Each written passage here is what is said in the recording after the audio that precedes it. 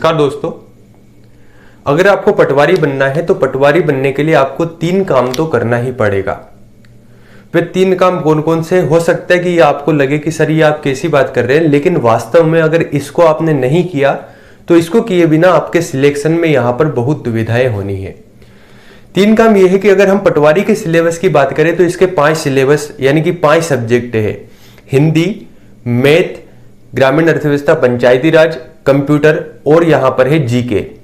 कहने का मतलब पटवारी के जो सिलेबस है, इस पटवारी के सिलेबस में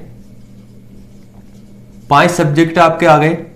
पहला हो गया जीके, दूसरा अगर हम बात करें तो कंप्यूटर, कंप्यूटर के साथ ही तीसरा हो गया मैथ्स, चौथा हो गया आपका हिंदी और एक और जो बचा हुआ है ग्रामीण अर्थव्यवस्था, है ना, ग्रामीण इकोनॉमी और पंचायती राज यहां पर दिया गया है। अगर आपको पटवारी बनना है, इसमें सिलेक्शन लेना है, तो इसके लिए ये मानकर चलिए कि ये जो 5 टॉपिक है, जहां पर इन 5 टॉपिक से मिलाकर 100 क्वेश्चन आते हैं, यानी 100 नंबर का जो ये आपका पेपर है, इस पेपर में प्रत्येक टॉपिक से आपके आते हैं 20 क्वेश्चन, यानी कि 20 नंबर का बनता है। तो आपको कम से कम 3 ऐसे टॉपिक होने चाहिए जिन 3 टॉपिक में से आपके 20 में से 20 आने चाहिए। अब आप कहेंगे कि सर ये क्या बात हो गई। सही बात है, हो सकता है मेरी ये बात आपको थोड़ी सी कड़वी लगे, लेकिन वास्तविक यही है कि इन 5 टॉपिक में से 3 टॉपिक या तो मैथ्स, हिंदी और कंप्यूटर हो सकता है, या फिर मैथ्स, जीके और कंप्यूटर हो सकता है। लेकिन 20 क्वेश्चन अगर आपके आ रहे हैं एक टॉपिक से, तो 3 टॉपिक में 20 में से 20 यानी कि 60 क्वेश्चन में से 60 आने चाहिए। इसके बाद जो 2 टॉपिक है उसमें अगर आपके थोड़े से ऊपर नीचे भी रहे, थोड़े से ही ऊपर नीचे होने चाहिए। बाद में जो 2 टॉपिक है, ऐसा नहीं कि वहां पर 5-5 अंक आ रहे, वहां पर भी औसतन अच्छे लाने चाहिए, लेकिन 1-2 नंबर कम भी है तो चल जाएगा। तो कम से कम 3 टॉपिक में से 20 आ रहे हैं तो आपके सिलेक्शन यहां पर कह सकते हैं तय मानिए। लेकिन अब समस्या आएगी कि सर आप यही बता दीजिए कि इसमें से कौन से टॉपिक ऐसे हैं जहां पर 20 में से 20 लाया जा सकता है। मान लीजिए आपने उठा लिया जीके की, सर में तो polity, history, geography, science, economics, यहाँ पर एमपी जीके, करंट अफेयर सभी चीजें पढ़ूंगा और 20 में से 20 लाऊंगा, तो ये सब तो इम्पॉसिबल नहीं है ना।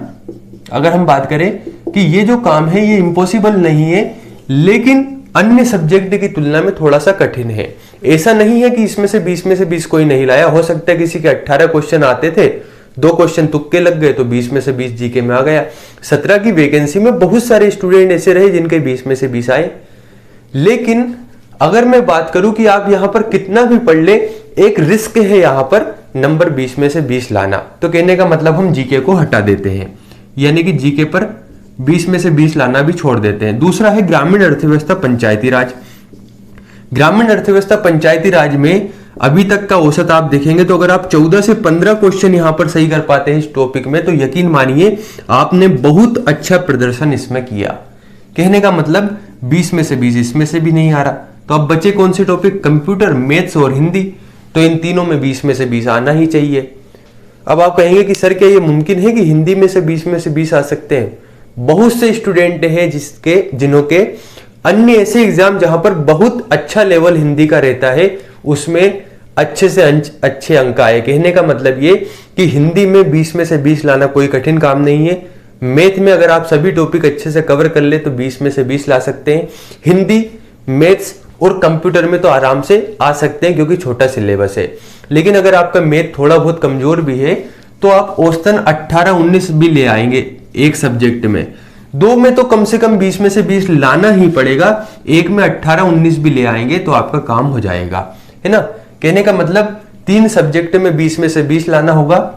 जीके और ग्रामीण अर्थव्यवस्था एवं पंचायती राज में बहुत अच्छा आपको प्रदर्शन करना होगा। ये तो पहली बात हो गई। दूसरा काम क्या करना है? दूसरा काम करना है कि 2017 में जब एग्जाम हुआ तो उन एग्जाम के सारे पेपरों को सोल्व कर दीजिए।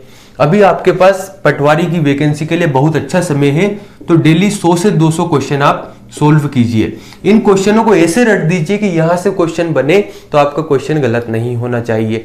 यानी हमारे पुराने जितने भी पेपर हुए 2017 में सभी के आप लगा डालिए। अब आप कहेंगे सर बहुत सारे प्रश्न थे, तो भाई कौन बोल रहा है मत भरो पटवारी का फॉर्म, मत डालना वैकेंसी। कहने का मतलब फॉर्म मत डालना, मत देना एग्जाम। आप अगर सोचे कि आपके लिए ये काम दूसरा करेगा तो ऐसा नहीं है। मेहनत आपको करनी पड़ेगी, परिश्रम आपको करना पड़ेगा। 100 से 200 क्वेश्चन डेली आपको लगाना ही पड़ेगा। और मैं सिर्फ 17 की बात नहीं करूंगा, 17 के पहले जब भी वैकेंसी हुई थी, कम से कम पिछली 2 से 3 वैकेंसियों के क्वेश्चन आप सोल्व कर लीजिए। 2 काम ये आपको करने, कहने का मतलब डेली आपको इसमें से ये सब्जेक्ट तो पढ़ना ही है, मैथ, हिंदी और जीके, कंप्यूटर, ग्रामीण अर्थव्यवस्था, इसके साथ ही 100 से 200 क्वेश्चन सोल्व करना है। तीसरा जो काम है, तीसरा काम आपको करना है टेस्ट सीरीज का। टेस्ट सीरीज से क्या होता है, हमें यह पता लगता है कि आखिरकार हम पढ़ क्या रहे हैं और हमारा क्वेश्चन कहां पर गलत हो रहा है। लेकिन आप कहेंगे कि सर मैं टेस्ट सीरीज ज्वाइन कहां पर करूं, तो आपको इसमें यह भी आप कर सकते हैं कि जो ऑब्जेक्टिव बुक आती है उन ऑब्जेक्टिव बुक को आप, जैसे जीके है तो जीके पढ़ लिया, जीके के बाद ऑब्जेक्टिव बुक लगा लीजिए। ग्रामीण अर्थव्यवस्था एवं पंचायती राज पढ़ लिया तो इसके बाद ऑब्जेक्टिव बुक लगा लीजिए, अगर आप टेस्ट सीरीज नहीं दे पा रहे हैं तो हमें क्या करना है, सबसे पहले तो 3 ऐसे सब्जेक्ट छांट लीजिए जहां से 20 में से 20 आप ला सकते हैं। दूसरा काम, अन्य सब्जेक्ट जो आपके छूटे हुए उन पर भी आपकी कमांड अच्छी होनी चाहिए, यानी औसत से अच्छे अंक आने चाहिए।